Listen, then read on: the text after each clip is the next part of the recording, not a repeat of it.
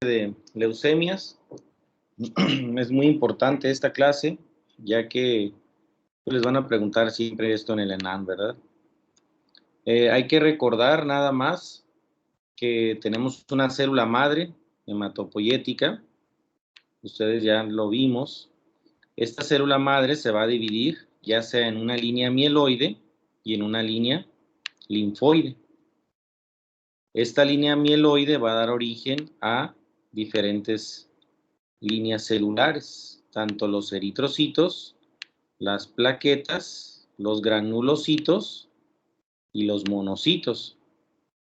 Y la línea, esta línea linfoide pues va a dar origen a los linfocitos, ya sea linfocitos B, linfocitos T y las células natural killer, pero principalmente esto. Y los linfocitos B van a dar origen a las células plasmáticas. ¿Okay? Nosotros, cuando veamos las leucemias, vamos a ver que entre más progenitores son, es decir, entre más hacia arriba está la división, obviamente para que pase al eritrocito, primero tuvo que haber pasado por reticulocito, haber pasado por otras células, ¿verdad? Por ejemplo, aquí el proeritroblasto primero, luego el eritroblasto, etcétera, reticulocito, eritrocito al final. Entonces, entre más sea hacia este lado, entre más precursor, eso va a ser una leucemia aguda. Entre más madura sea la célula, en este caso de granulocito ya lo habíamos visto, entre más madura sea la célula, esto va a ser una leucemia crónica. Entonces podemos, si sabemos la hematopoiesis normal, sabemos que entre más maduras son crónicas y entre menos maduras van a ser agudas las leucemias. Las leucemias agudas se van a, obviamente, pues, por ejemplo, los mieloblastos, hay dos, ¿verdad? Las mieloblástica y linfoblástica. Los blastos va a ser los precursores principales. Entonces, esto es importante. Yo ya tengo blastos, ¿yo qué voy a decir? ¿Cómo sé si este blasto, o sea, es de origen linfoide o es de origen mieloide? ¿O a qué célula me va a dar? Yo necesito marcadores. Entonces, es cuando aquí vamos a empezar a ver los marcadores de las células. ¿Okay? Es decir, si yo tengo blastos de origen de la línea mieloide, yo voy a ver que estos me va a dar positivo a algo que expresan estos mieloblastos, que es la mieloperoxidasa. Entonces esto va a ser positivo, es como yo voy a poderlo definir. Y si es de la línea linfoide, estos pacientes van a tener lo que es el TDT positivo. De una forma fácil, si en la pregunta de examen viene, ustedes saben que es de origen linfoide o mieloide en base a estos marcadores que tienen. Ahora, ¿cómo voy a saber si esta línea linfoide, porque lo vamos a ver, es de origen B o de origen T? Pues también hay marcadores y lo vamos a ver que principalmente aquí el 10, el 19 y el 20 van a ser de origen de linfocitos B. ¿Y cómo sé que es de origen T? Pues los primeros 8, ¿verdad? Principalmente el 3, el 4, etc. Entonces, esos se llaman marcadores de esos linfocitos que son los CD. Entonces, este va a ser CD10, CD19 y CD20 positivo. Y si es de origen de células T, va a ser positivo a CD3 y CD4, CD5, etcétera, ¿no? Hasta menos del 8. ¿Okay? Entonces, es importante que ustedes aprendan primero que los marcadores más importantes son estos. Ahora, yo ya tengo blastos. ¿Qué van a ser las manifestaciones clínicas? Yo tengo blastos. Estos blastos se van a ir y se van a depositar, ¿verdad? Primero en la médula, luego no precisamente en ese orden, pero luego en el vaso y luego en los ganglios, ¿verdad? En los ganglios linfáticos. Si yo deposito esos blastos, que son obviamente, no son normales, son clonales, ¿verdad? En la médula, ¿qué empiezo a hacer? Empiezo a desplazar las células normales que produce esa médula. Y como los empiezo a desplazar, pues ya sabemos qué es lo que produce, principalmente los eritrocitos, entonces por eso tengo disminución de los eritrocitos. Tengo disminución de los granulocitos y los que me interesan son los neutrófilos. Y tengo disminución de los megacariocitos o de las plaquetas, ¿por qué? Porque desplaza esto, entonces tengo disminución de las plaquetas, es decir, los datos son por insuficiencia medular, ¿verdad? Medular. Es decir, la médula no es capaz de producir las sustancias que debe de producir normalmente. Entonces, si tengo disminución de los eritrocitos, me va a dar anemia, me va a dar neutropenia y me va a dar trombocitopenia. Obviamente la anemia con sus síntomas, la neutropenia me va a hacer que si yo agarro una infección no la pueda atacar, entonces procesos infecciosos, y la trombocitopenia me va a dar sangrado. Esas son las principales tres manifestaciones, las de anemia, las infecciosas y sangrado por la trombocitopenia, y lo explicamos por el depósito. ¿Okay? Ahora, si estos blastos van y se depositan en el vaso, ¿no? En el vaso, acuérdense aquí es donde se lleva todo, se depositan, ¿qué va a pasar? Pues nos va a dar esplenomegalia. Esa es una manifestación también. O si van y se depositan, es que casi principalmente para las crónicas, en los ganglios linfáticos, pues nos puede dar linfadenopatías. Linfadenopatías. ¿Okay? Entonces son las principales linfadenopatías. Las principales manifestaciones de las leucemias, la anemia, infecciones, el sangrado, la esplenomegalia y la linfadenopatía. Sabiendo ese principio, pues ya podemos decir que hay algunos, vamos a estas diapositivas, marcadores para linfocitos B, marcadores para linfocitos T, principalmente CD3, marcador para la célula madre hematopoyética, el MPO y el TDT, que ya saben para qué es. Los vamos a dividir básicamente en mieloides y linfoides, tanto agudas como crónicas. Y esas son las características. Hay otra que se llama la tricoleucemia, que vamos a ver. Si ustedes se muestran esas características, básicamente aquí es preguntas de exámenes, ¿verdad? Si yo tengo una LMA, voy a ver los cuerpos de Auer. Hay dos que son bien preguntadas, que es la promielocítica y la monocítica. Otra que preguntan es la megacariocítica. La megacariocítica, ahorita vamos a ver la clasificación. ¿Y por qué? Porque en los pacientes con síndrome de Down que tienen menos de 5 años es la más común. Siempre sabemos que los pacientes con síndrome de Down, la más común sería la leucemia linfoide aguda, pero esta es en mayores de 5 años de Down, ¿verdad? Bien importante eso. Si el paciente tiene Down, ¿cuál de las leucemias me va a dar? Va a depender de la edad. Si es menos de 5 años, es una LMA. Si es más de 5 años, es una LLA, la que más preguntan esto. ¿Okay? Si yo tengo una LMC, que es la crónica mieloide, va a haber obviamente células más maduras, se caracteriza por este cromosoma, que es cromosoma Filadelfia, que es la translocación 922, y va a tener un score que se llama lab score bajo. Ese es importante porque si yo tengo una paciente que tiene leucocitosis, es decir, aumento de los leucocitos, generalmente voy a tener, vamos a suponer que yo tengo 30,000, yo lo primero que tengo que hacer es obviamente ver el diferencial, si tiene neutrófilos, etcétera. Lo más probable es que aquí tenga neutrófilos. Yo sospecho que puede ser tanto un proceso infeccioso o que puede ser una leucemia. Entonces, para diferenciar entre el proceso infeccioso y la leucemia es cuando yo me voy al lab score. El lab score va a estar normal o positivo o aumentado en pacientes con infección y va a estar bajo en pacientes con leucemia. Es una forma como pueden preguntarles. Este aumento de leucocitosis por un proceso infeccioso le llaman reacción leucemoide. Reacción leucemoide. ¿Okay? Ese es un diagnóstico diferencial. La LLA es más común en edad pediátrica, se asocia a síndrome de Down, como lo vimos, se caracteriza por una translocación 12-21, si tiene esta, es de buen pronóstico. Hay otras que si tiene cromosoma Filadelfia, por ejemplo, aquí también lo pueden presentar, pacientes de menos del 10% de los casos.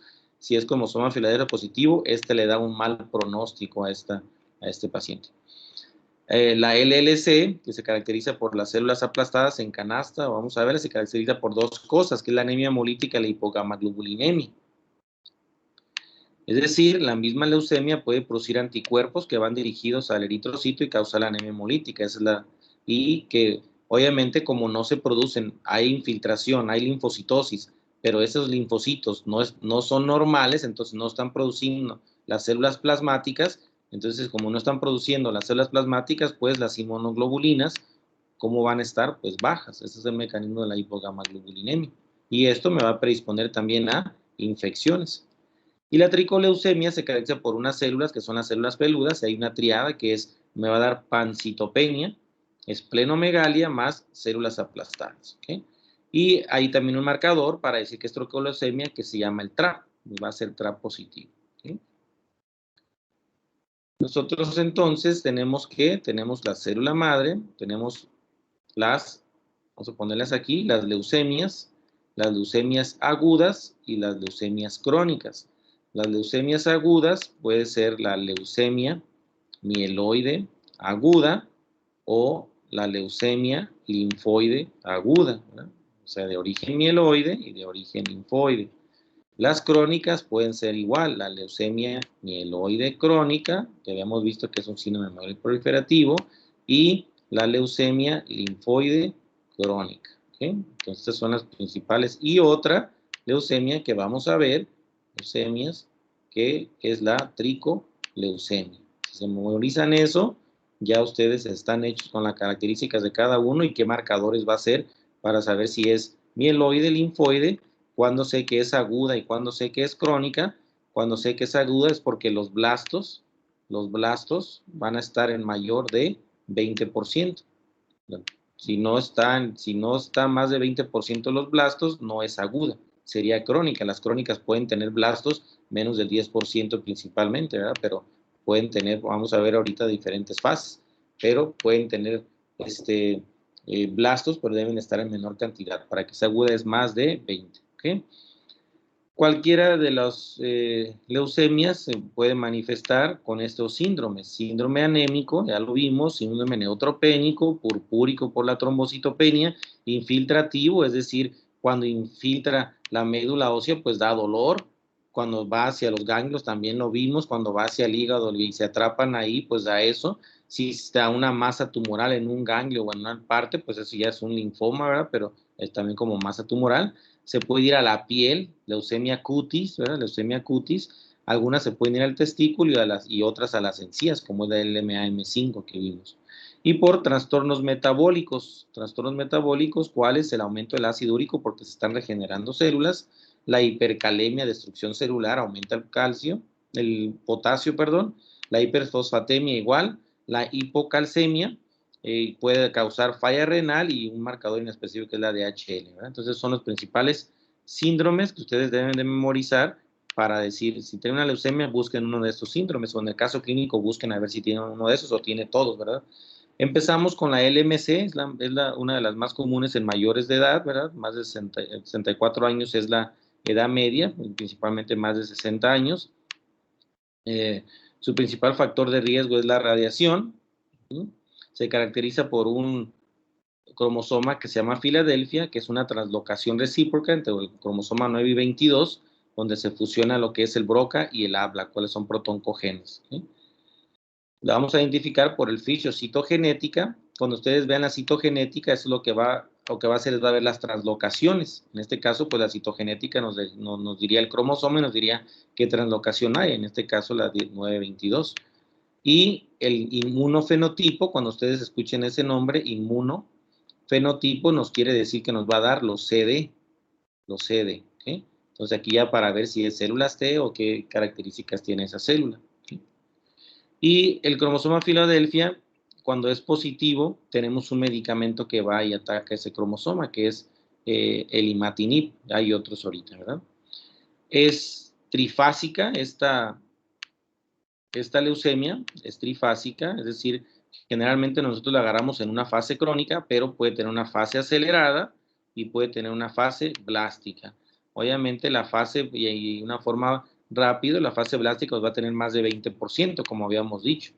La fase acelerada empieza a tener 10 al 20%, empieza a haber infiltración en algunos órganos, entonces te va a dar esplenomegalia y hepatomegalia, es lo que primero que predice, lo que predice es la esplenomegalia, y la fase crónica es donde nosotros lo vemos, donde tiene la leucocitosis, pero va a tener blastos menos del 10%. Casi siempre preguntan estas fases, fase crónica, fase acelerada y fase blástica, es decir, la LMC puede originar una leucemia aguda, se puede ir a una leucemia aguda. Ya que leucemia aguda, pues ya el marcador diría, ¿verdad? Si es mieloide aguda o si es linfoide aguda, pero se puede ir a una leucemia aguda. ¿Okay? Clínica, fatiga, todos los datos de anemia, ¿verdad? Malestar general, pérdida de peso, dolor por la hepatomegalia, saciedad temprana también por la hepatosplenomegalia, etcétera, ¿no? Puede haber algunos otros, pero principalmente los que yo les dije. Si es una masa extramedular, se le llama cloroma, es importante, y la leucemia cutis cuando infiltra la piel, ¿verdad? Entonces, cloroma la puede dar cualquiera de las leucemias, esta es una de las que lo puede dar. La esplenomegalia, ya sabemos por qué, porque son células maduras, las células maduras, obviamente clonales, van y se atrapan en el vaso, y el vaso, pues obviamente crece, ¿okay? El diagnóstico, voy a ver leucocitosis, generalmente con vasofilia, eso es importante, vasofilia, y eosinofilia. ¿Por qué? Porque va a haber de la línea mieloide, pues van a estar todos los granulocitos aumentados, ¿no? Ya hemos dicho que aumenta aquí todos, entonces granulocitos, todos van a estar aumentados, esos incluyen los basófilos y los eosinófilos. Entonces voy a tener leucocitosis neutrofílica, pero también con vasofilia y eosinofilia. Es un dato importante la vasofilia que preguntan en los exámenes. Si yo me voy al frotis, puedo ver ya mielocitos, ¿verdad? Mielocitos, o puedo ver células ya maduras, ¿verdad? Células maduras. En el aspirado de médula ósea va a estar hipercelular, voy a ver mucha infiltración, y la citogenética voy a ver el cromosoma Filadelfia. Aquí están algunos criterios que le llaman para la fase acelerada de la OMS, en el cual cómo debe de estar los blastos, de 10 al 29%, los basófilos y las plaquetas empiezan a bajar, ¿verdad? Y la fase blástica, como les había comentado, más de 20%. Tratamiento, imatinib, ¿verdad? Principalmente, pero hay otros inhibidores de la tirosina quinasa, que es el desatinib, nilotinib y el bosutinib. Trasplante de médula ósea va a depender de un score que yo hago para ver si es candidato o no. Entonces, ¿cómo voy a evaluar yo la respuesta? Pues yo le pido el cromosoma Filadelfia. Entonces, este paciente debe tener el cromosoma Filadelfia negativo a los 3 meses. Y yo digo, pues ya está en remisión, ¿verdad? En teoría ya lo curé, sigo vigilándolo. O puedo pedir los niveles de Broca-Abla, los cuales van a estar, se fijan, al año tienen que estar menos de 0.1%. Es como yo veo si me funcionó este tratamiento, ¿ok? La siguiente leucemia es la que estamos hablando de las crónicas ahorita, la leucemia linfoide crónica. Igual son linfocitos maduros, pero obviamente vamos a ponerle como atípicos, ¿verdad? Generalmente se puede asociar a virus de hepatitis B, virus de hepatitis C, a la gente naranja que antes utilizaban, ¿verdad? Como medida en las guerras, etcétera. Hay anormalidades citogenéticas que a veces les pueden preguntar de lesiones en el cromosoma 13q. Yo no les preguntaría eso. Algunas trisomías anormales. Y aquí lo característico es que hay linfocitosis aislada. Al haber esta linfocitosis aislada, pues ya sabemos que si esos linfocitos van y se depositan en los ganglios, me va a dar la linfadenopatía, ¿no? Muchos de los pacientes son asintomáticos, les hago una biometría hemática y únicamente encuentro la leucocitosis con la linfocitosis principalmente. Hay hepatosplenomegalia, si se depositan por la anemia y obviamente los pacientes empiezan por la distensión, por el dolor abdominal, la saciedad temprana, empiezan a perder de peso. Esta es una característica, de las mismas células neoplásicas producen anticuerpos que van dirigidos hacia el eritrocito y te causa la anemia hemolítica autoinmune. La trombocitopenia también, lo cual la va a clasificar como severa. Obviamente la trombocitopenia en estos pacientes tiene dos principales mecanismos, ¿verdad?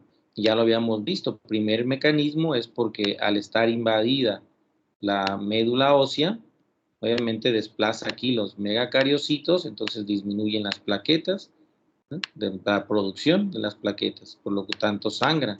Y la otra es porque el vaso que está aumentado, el vaso, hay esplenomegalia, entonces esta esplenomegalia pues va a causar hiperesplenismo, y el hiperesplenismo lo que hace es que disminuye también las plaquetas. Entonces, dos mecanismos por los cuales se produce esa trombocitopenia.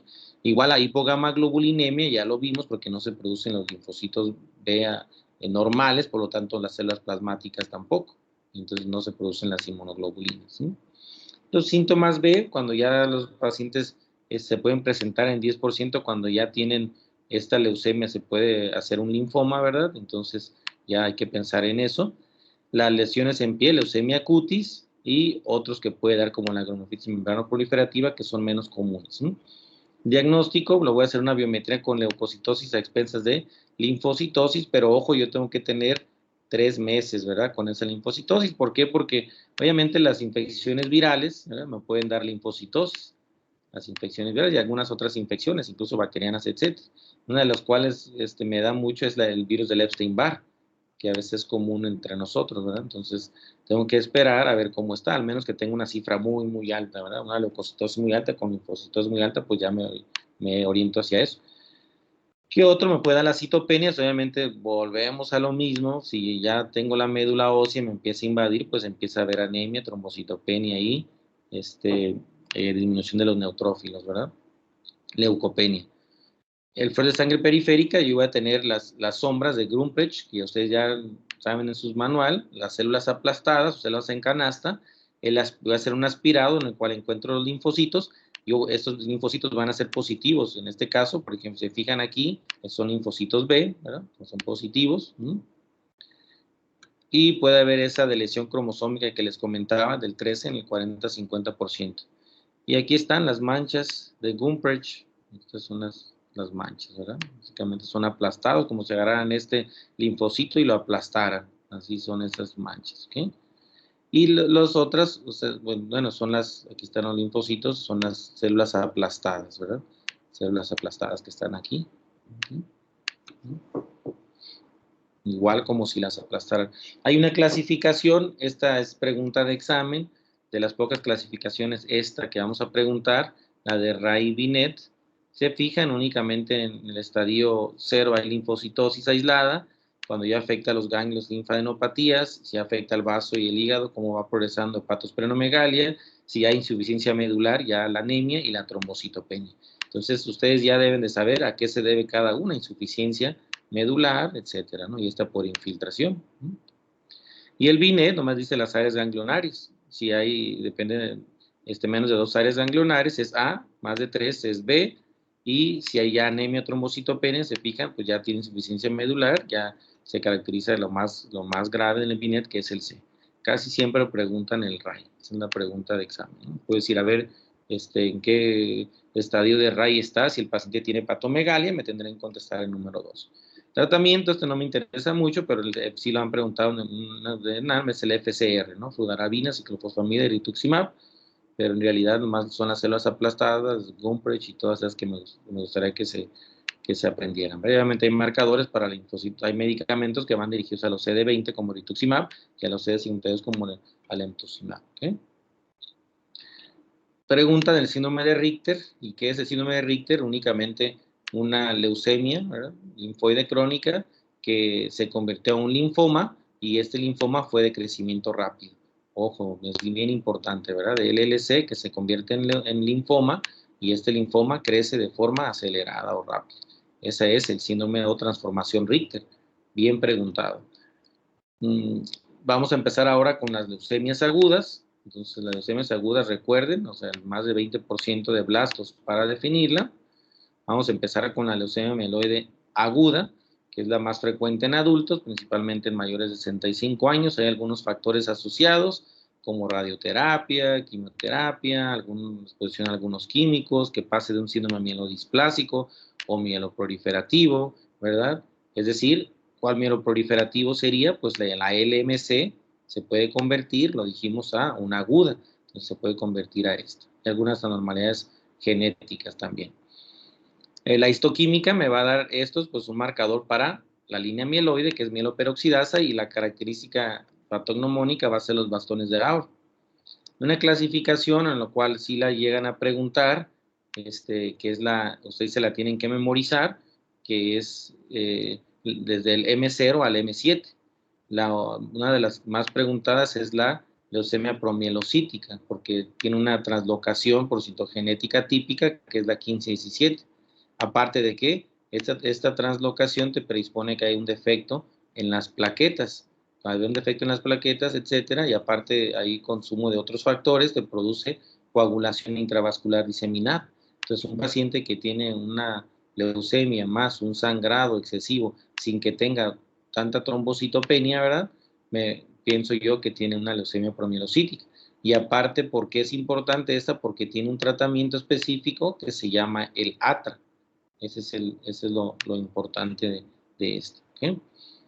Las primeras se las pueden memorizar de una forma que ya sabemos que todas son mieloblásticas. Únicamente aquí vemos el grado, la diferenciación mínima y el grado de maduración, sin y con maduración. Es para la M1 y M2. Luego ya nos vamos a otras que dicen, pues vamos si es mielomonocítica, ¿verdad? Aquí ya entra los monocitos. Si es monocítica, ya será la M5 y a veces les preguntan con este nombre, ¿no? Y la M5, que es una característica que infiltra las encías, hay infiltración de encías. Entonces eso te da también una hipertrofia gingival. Esta también a veces la preguntan por esto.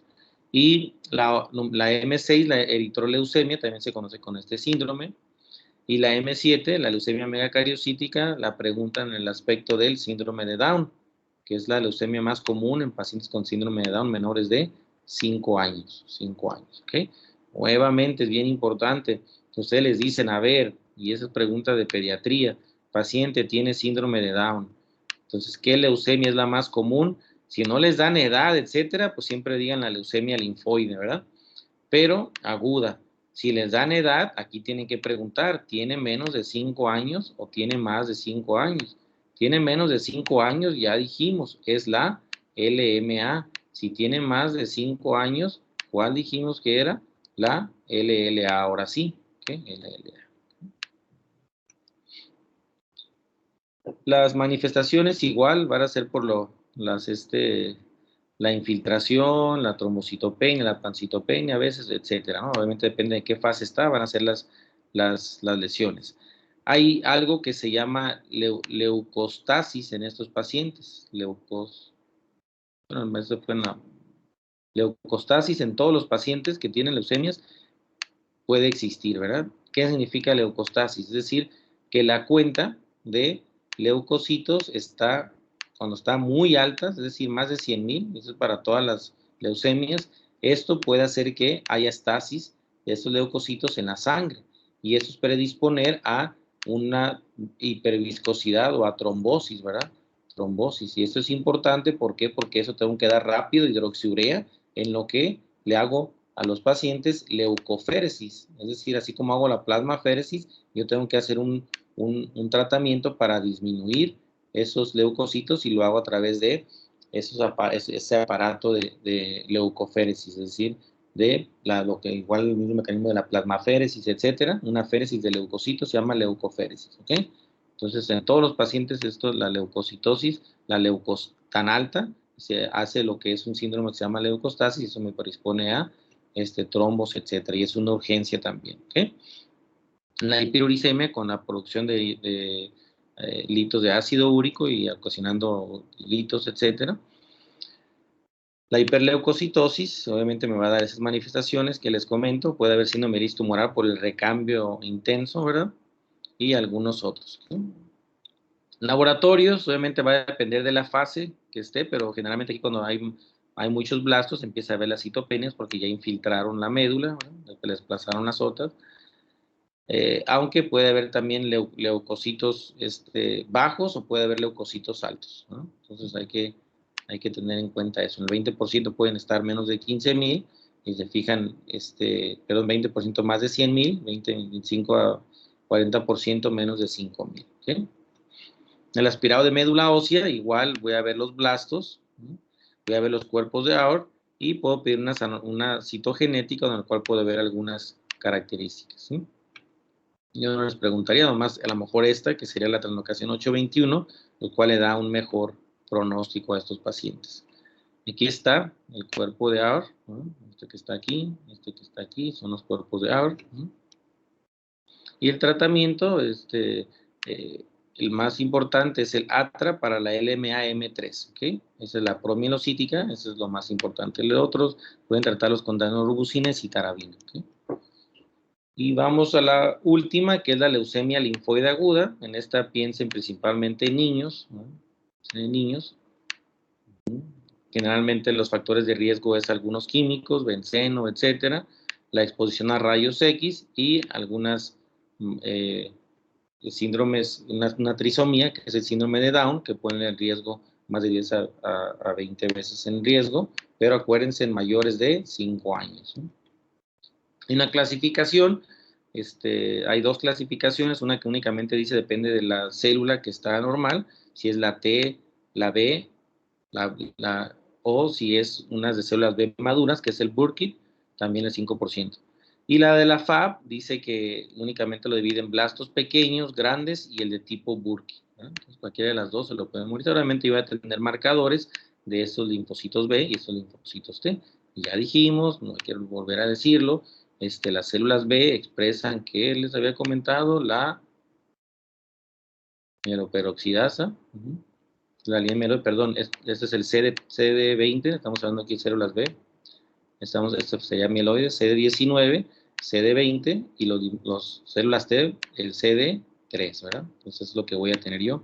Si tengo CD3 positivo es de células B, si tengo 19-20 es de células B. Si CD3 es de células T, CD19-20 es de células B. Así es como voy a saber.